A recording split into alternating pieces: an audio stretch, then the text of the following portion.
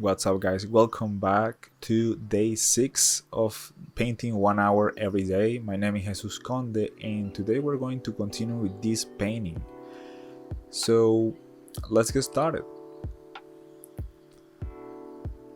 In today's episode, we're going to be doing a little bit of changes on the face and body and also the background. And I'm going to start with changes on a little bit of the lighting and also some shapes of the face. Most of the changes on the face are actually are basically sculpted with the lighting that's going on in the image. And right now I'm just trying to find that balance between these made up lighting conditions that I have here, because let's be honest, if you had that bright of a background, then this character should be really dark actually on the on the foreground. So this is completely made up and very artistically stylized kind of lighting. I mean, you could argue that you have something in the foreground that kind of bounced the lights to her back again, and she looks like this, but it does pretty much look like something a little bit disconnected. I'm trying to fix that. So I'm using this other image that is not the same that I used the week before, and that's totally fine. You can use different reference for different reasons, and for this one there's something about the shape of the face that I kind of like. And I also like that when you use several references like this, then it ends up looking like something completely new instead of drawing exactly one person specifically. You know, like if you're taking as a reference an actor, an actress, and you don't want her to look like that, try to find another reference from another person that is kind of on the same position and possibly the same lighting conditions, or at least the same. I will say the most important aspect will be the same position of the head and all that. So when you take a little bit of those ingredients from that new face, it looks different. As you can see on the tiny version at right there, you can see how I'm trying to focus a lot on that subsurface scattering, that light that goes through the skin, and that you can kind of see something behind her skin. It's kind of like that metal going inside of her head, and I think that's looking pretty cool. I'm slowly trying to do it better and better, 1 hour at a time. And yeah, this one, today's progress was exactly 1 hour. This was like 1 hour and 1 minute or something like that. So I'm trying to put it to transform that in 12 minutes instead of 10, so I can talk a little bit slower than I've been doing these days. And yeah, because sometimes when everything is so fast that you can barely see what's happening. And as you can see, I'm kind of fixing the background a little bit here and there too, every time I can. It's not my focus right now, but it's something that I'm doing here and there from time to time. So you can see how it's the image as a whole is kind of transforming slowly, and I think it's looking pretty cool. I wanna say that eventually I will make the head somehow with some kind of maybe like a glow behind her to be the main focus of the image, because right now, because I put these trees and stuff on the background, it's kind of losing a little bit of that protagonism. You know, it's stopped being like the main thing compositionally. Right now there's a lot of stuff going on in the background, so you kind of get a little bit distracted. And right now I'm trying to fix a little bit of the metal parts. They look a bit sketchy and all over the place, and I need to fix that. And I also have to make everything make a little bit more sense now.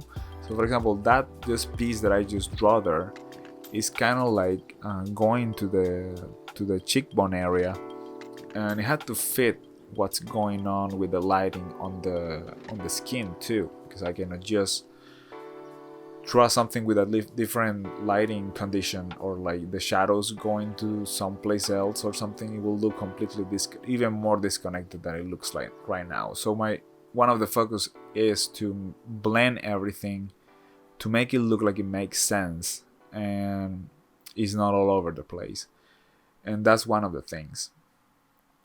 And it's difficult because I'm trying also to use this painterly style, so I don't have to detail everything like a lot.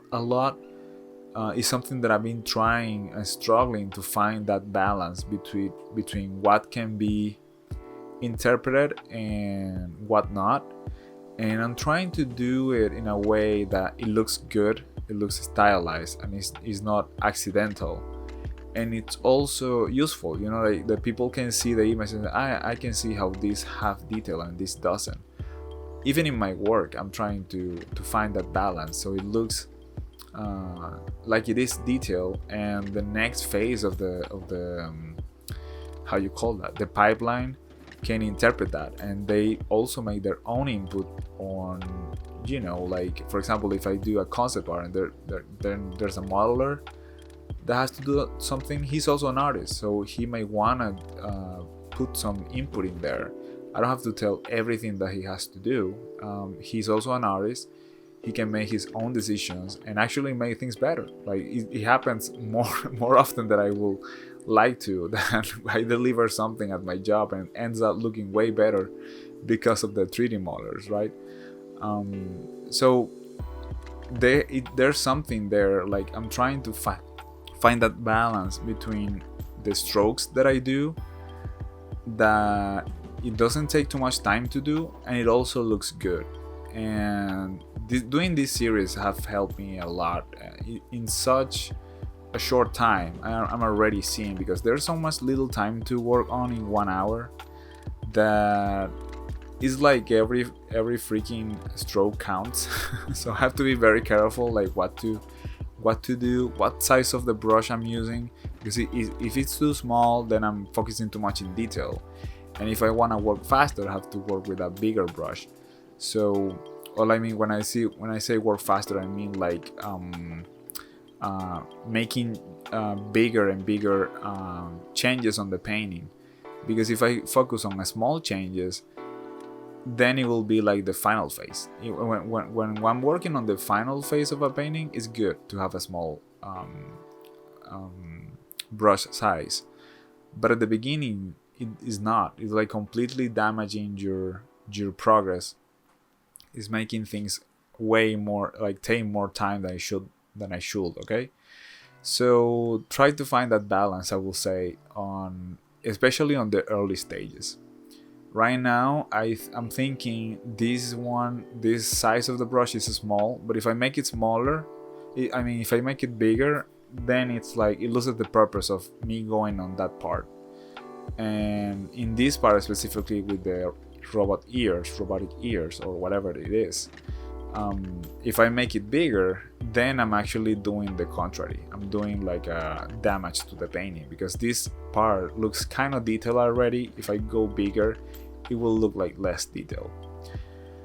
I will say in general, you may want to go with bigger brushes on the background, because the background is not supposed to be that detailed or that focused. It's like when you take a picture and you have depth of field, or like that, you know, blurry effect that you get on your photos of the things that are far away. Like when you do a painting, you're not going to just, you could actually use blur for the background, but to make it look more artistic, you may want to avoid using so many filters, at least for stuff like this.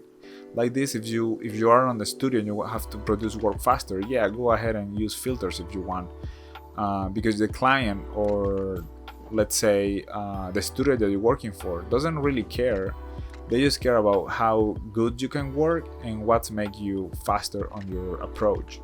So yeah, you can use every trick that you can take advantage of. But if this is something for you that you're doing for fun, or you're learning, because it's important, when you're learning, you have to try avoid shortcuts. I will say that when you're learning, using a lot of shortcuts is actually making you learn like way slower.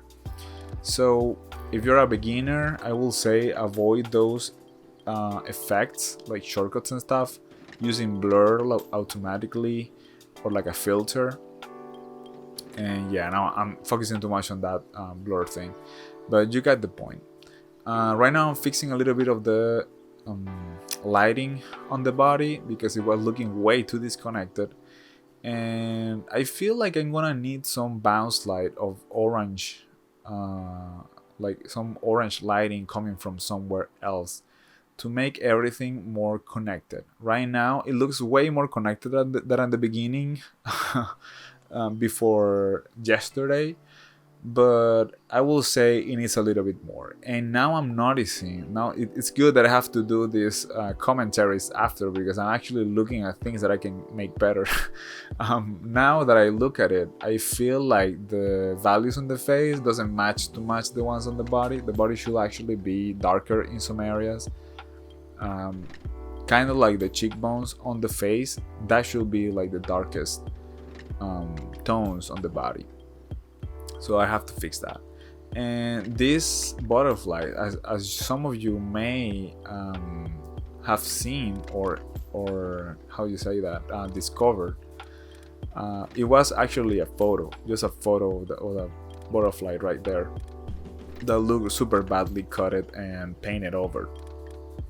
I did that before yesterday to make things faster, because I wanted to try the idea of the butterfly with the girl's face, but there's no way I'm gonna leave that like that. I have to paint over the whole thing and make it new.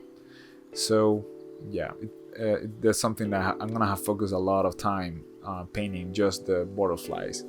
Anyway, this is today's progress. I always bring up this painting on the left that I did, that I really like the result, just because I wanna remind myself of how painterly it should be. The one before, it looked way too detailed, the one of the octopus girl. So anyway, this is it, guys. I really hope you like this, how the progress of this painting is going. Please let me know in the comments, give me a thumbs up, and share this video with your friends. See you next time. Bye.